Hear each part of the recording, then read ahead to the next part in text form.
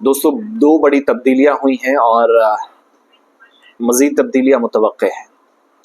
पहली तब्दीली ये कि कल तक गुलाम नबी आज़ाद के साथ जाने वाले लोग कह रहे थे कि कांग्रेस के हम गुलाम बन गए थे, हमारी वहां कदर नहीं है, हम इसको छोड़ कर जाएंगे। और डीपीएपी, डेमोक्रेटिक प्रोग्रेसिव आज़ाद पार्टी, 26 सितंबर 2022 को जब बनी तो गुलाम नबी आज़ाद साहब के साथ ये सारे लोग चले गए। इनमें ताज मोहिउद्दीन भी थे, पार्टी के सरकर्दा रहनुमा थे, एमएलए रह चुके हैं, और न सिर्फ एमएलए बल्कि रियासती वजीर भी रह चुके हैं। महकमा पीएचई, ये पूरा डिपार्टमेंट इनके पास था और काफी ज्यादा सुर्खियों में रहते। तो उन्होंने घर वापसी का ऐलान कर दिया है। ये एक झटका है। ताज मोहिउद्दीन ने कल गुलिस्तान न्यूज से भी बात की, कहा कि जल्द वो कांग्रेस में दोबारा शामिल होंगे और अपने तमाम जो गुज़श्ता 4 जो दहाइयां हैं या इससे जायद का अरसा उन्होंने कांग्रेस में गुजारा है, तो अपने कारकुनान से उन्होंने मुलाकातें की, उनसे पूछा कि मैं वापस जा रहा हूं तो मैं क्या करूं। तो पार्टी में वापसी के अपने फैसले पर तबादला ख्याल किया। अगस्त 2022 में ताज मोहिउद्दीन ने गुलाम नबी आज़ाद की डीपीएपी की हिमायत का ऐलान किया था और कांग्रेस से अलग हो गए थे, इस्तीफा दे दिया था। ये तो एक बात। दूसरी जो बड़ी पॉलिटिकल डेवलपमेंट है वो इससे भी बड़ी और जम्मू कश्मीर के अंदर सियासत में हरारत पैदा करने वाली है। अपनी पार्टी के सीनियर रहनुमा और साबिक रियासती वजीर, food and supplies, civil affairs के ये मिनिस्टर भी थे, जुल्फकार अली चौधरी, 2 बार एमएलए रह चुके हैं। इन्होंने अमित शाह से मुलाकात की दिल्ली के अंदर और आज या कल माना जा रहा है कि ये बीजेपी में शामिल हो जाएंगे, जो बहुत पहले से कयास राय लगाई जाती है। और उनकी पार्टी के बावसूख जराये ने हमसे बात करते हुए भी कहा कि वो बीजेपी में ऑलमोस्ट शामिल हो गए हैं। जुल्फकार अली दिल्ली में जब मुलाकात कर रहे थे, उन्होंने एक्स पर भी एक पोस्ट की, फेसबुक पर भी पोस्ट की, कहा कि वो राजौरी पुंछ के कुछ बुनियादी मामलात पर उन्होंने तबादला ख्याल किया है। लेकिन खबर यह है कि उन्होंने बीजेपी में शामिल होने की रजामंदी जाहिर कर दी है।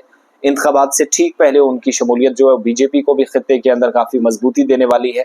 अब जीतेंगे या नहीं ये दूसरी बात है, क्योंकि उनका एसटी का वोट है और उस वोट को भी इस बार डिवाइड किया गया थ्रू डिलिमिटेशन। साथ में पहाड़ी वोट का भी एक फर्क है जो बीजेपी की तरफ भी झुका हुआ because of reservation. Zulfikar Ali Chaudhary जो एक वकील है पेशे से, 2008 और 2014 में असेंबली इलेक्शंस में राजौरी के दरहाल असेंबली कॉन्स्टिट्यूंसी से जीत कर आए, पीडीपी के टिकट पर जीते।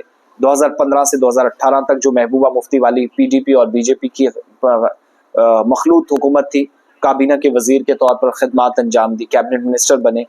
जून 2018 में नेशनल पार्टी की हुकूमत जो बीजेपी थी वो अलग हुई, इत्तेहाद खत्म किया, वापस अपनी हिमायत ली, तो पीडीपी अकेली हुकूमत पर रह गई और साबिक वजीर अल्ताफ बुखारी की क़यादत वाली जो पार्टी बनी 8 मार्च 2020 को, उसमें बहुत सारे पीडीपी के सीनियर रहनुमा चले गए। बाद में 2020 में पार्टी की बुनियाद जब रखी गई तो जुल्फकार अली भुट्टो, माफ कीजिएगा, जुल्फकार अली चौधरी जो है वो बानी अराकीन में से थे, फाउंडिंग मेंबर्स में से थे।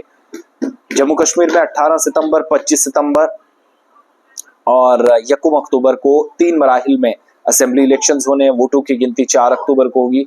उससे पहले ये अनाउंसमेंट्स होना अपने आप में बताता है कि सूरत हाल किस तरह की है खित्ते के अंदर, ये तमाम लोग क्या चाहते हैं, क्या करने की वक्ती तौर ज़रूरत है। और इसलिए अब हम देख रहे हैं अपने अपने हिसाब से चीज़ें इस वक्त की जा रही हैं। तो ये सारी सूरत हाल है भाई साहब। अभी आप देखिएगा बहुत सारे लीडरान सियासी दलबदली का हिस्सा बनेंगे और इधर से उधर जाएंगे। ये एक प्रोसेस रहता है, लेकिन जिसको जिधर हवा दिखती है वो उसमें कभी कभार धोखा भी खाता है। यहाँ से आगे क्या होगा वक्त का इंतजार करना होगा।